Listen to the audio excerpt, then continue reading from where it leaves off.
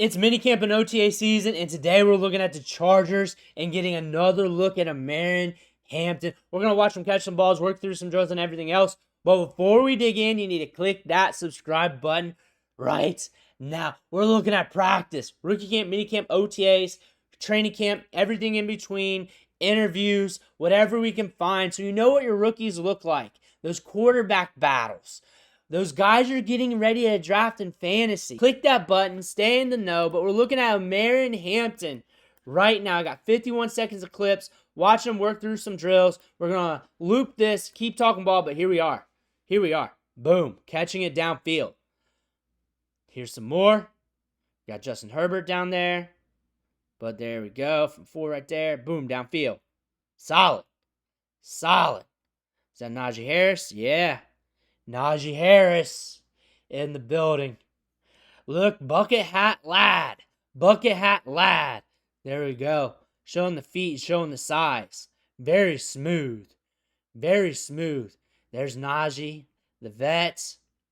Look at the size on this kid. Look at the size on this kid. Like you're expecting him not to be a first rounder and hit. He ran low 4.4s. At the combine, good size, just athleticism, 30 touchdowns in the last 2 years, hitting it hard at the college level when it comes to production. And Harbaugh drafted this guy to be the dude. I would not be surprised if he's easily a top 5 running back in the league sooner than later. Sooner than later. Najee Harris is going to be a good bridge for the rookie ramp up. That is something I say about these rookies all the time because I give them grace to develop. And some of these rookies, it's different. Like Ladd McConkey had a ramp up, but it was still productive. But the back end of the season, like weeks 11 on, was totally different from the start of the season. But he was still on the field doing some things. And then there's other rookies that they hit week 3. Like Justin Jefferson, week 3 of his rookie season. I believe that's when he took off. And it was over after that. And there's other rookies that their ramp ups minicamp. And there's other rookies, they hit the second year. They got some guys in front of them. But you give them grace, you give them some time, you watch from afar, you look at the tape from college, and you just recognize where they're good at, and you see where it fits with the team, and see how things play out. What he's good at is a little bit of everything. He can catch the ball in the backfield. He's a hammer looking for a nail, but can also make you miss. He's got good feet. He's got a good approach to the line of scrimmage. He's got the draft capital. He's a first rounder. The speed's there on tape and at the combine. We got everything here.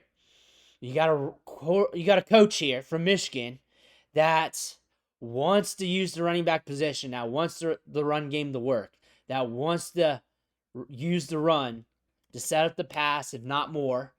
We saw that in Michigan. We saw what they were trying to do with the running backs last year. We got a coach here that's done with the injuries.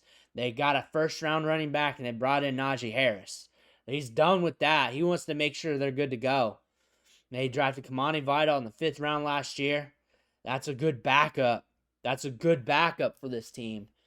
You got Ladd McConkey, though, chilling in the bucket hat, looking solid.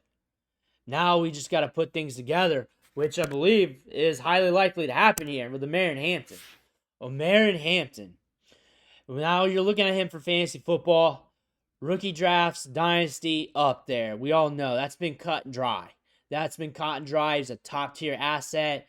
And like I said, and like a lot of people also believe, it's not even a hot take. Would not be surprised he ends up being one of the top running backs in the National Football League in terms of production, film, whatever you want to call it.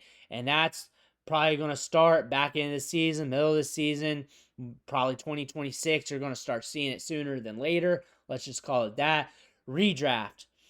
Underdog Fantasy ADP has him expensive right now. He's expensive on Underdog Fantasy. You're just going to have to take that gamble if you want to do so versus what's there on the board with the vets. Wide receiver and running back. You're just going to have to make that gamble if you want to make that gamble. Now, if you're talking home league drafts, redraft leagues, seasonal leagues, he's going to be a little bit cheaper due to the rookie costs. It really depends on who you're playing with too. And if you're playing with like a lot of people who are watching like clips channels like these right now, then you might as well just expect him to be expensive because they're going to be grabbing some rookies. But expect them to be a little cheaper, maybe like a round or two cheaper in your home league, maybe even more. Really depends. But this is the year to grab those rookie running backs. This is the year to do so.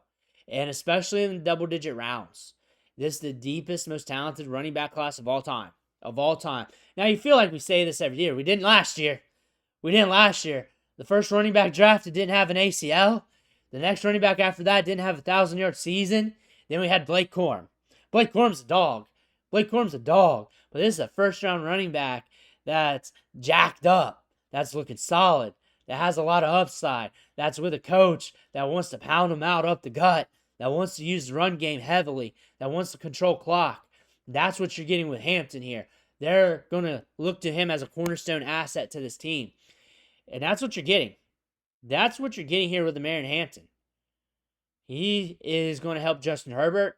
Justin Herbert's got a stud running back, and he's going to have that for a long time. You got your stud wide receiver with Ladd McConkey. You added Trey Harris.